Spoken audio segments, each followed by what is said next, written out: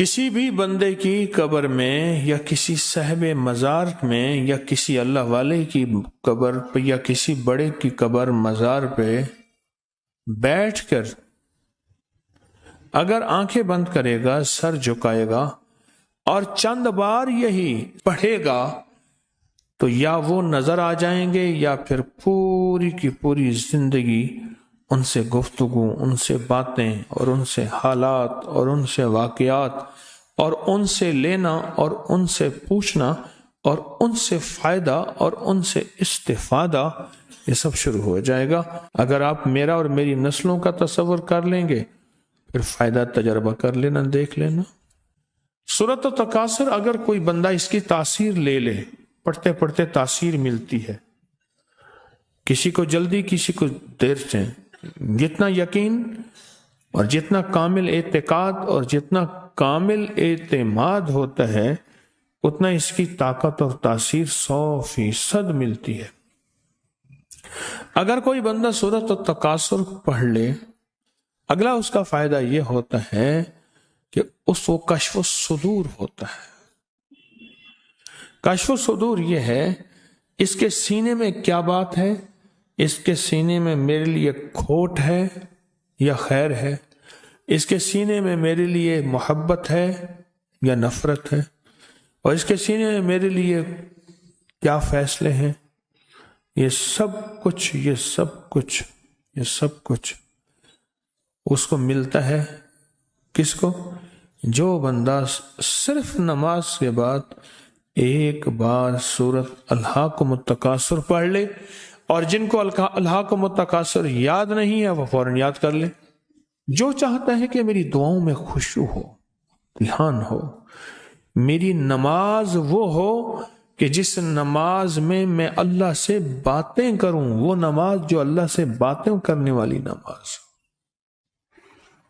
ایسے میں جیسے اللہ سے باتیں کر رہا ہوں، ایسے میں اللہ کو اپنے دکھ سنا رہا ہوں، ایسے جیسے میں اللہ کو اپنے غم سنا رہا ہوں، ایسے جیسے اللہ کے ساتھ راز و نیاز کر رہا ہوں۔ ایسا ایک سجدہ بھی نصیب ہو جائے تو خوش قسمت انسان ہوگا۔ ایک سجدہ بھی نصیب ہو جائے زندگی میں، اگر ایک سجدہ بھی نصیب ہو جائے زندگی میں تو دنیا کا خوش قسمت انسان ہوگا۔ اور جو سورۃ الہاکم التکاثر پڑھتا ہے، سورۃ الہاکم التکاثر، اس کی زندگی میں نماز میں خشوع، دھیان، سجدوں میں دھیان، دنیا کا کتنا خوش قسمت انسان۔ حضرت عباس رضی اللہ تعالیٰ عنہ سے کسی نے پوچھا، آپ یہ بتائیں کہ ولی کون ہے؟ تو دوسرا بندہ بولا، ولی وہ ہے جو دن کو روزہ رکھے اور رات کو تہجد پڑھے اور مصلی سے نہ ہٹے، اس کی روشن راتیں ہوں، روشن دن ہوں۔ وہ نہیں، عباس رضی اللہ تعالیٰ عنہ نے فرمایا نہیں، تو فرمایا آپ ہی فرما دیجئے کہ ولی کسے کہتے ہیں؟ فرمایا ولی وہ ہے جو گناہوں سے بچ گیا، ولی وہ ہے گناہوں سے بچ گیا۔ اب اس میں ایک سوال یہ ہے کہ یا اللہ، میں بے بس ہوں، تو بے بس نہیں۔ یہ الہاکم التکاثر اس وقت کام آتی ہے جب انسان 100% بے بس ہو جائے۔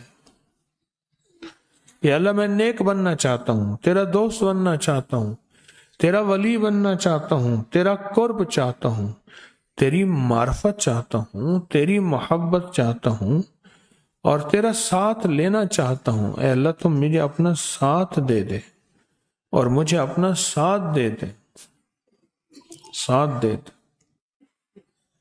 اور ہوں بے بس، میرے پیچھے نفس اور شیطان ہے، میرے پیچھے شیطانی دنیا ہے۔ اے اللہ، میں تیرا دوست بننا چاہتا ہوں اور تیرے مدینے والے کملی والے کے دوست کا دوست بننا چاہتا ہوں۔ اے اللہ، میں کیسے کروں؟ میں بے بس ہوں، تو بے بس نہیں، میں بے بس ہوں، تو بے بس نہیں۔ تو اسی لمحے میں اللہ پاک جل شان ہو، اسی لمحے میں اللہ جل شان ہو اپنی مدد کو اس کے ساتھ سورۃ التکاثر کی وجہ سے شامل کر دیتے ہیں۔ سورت تکاثر کی وجہ سے، سورت الہاکم التکاثر کی وجہ سے اس کے ساتھ شامل کر دیتے ہیں۔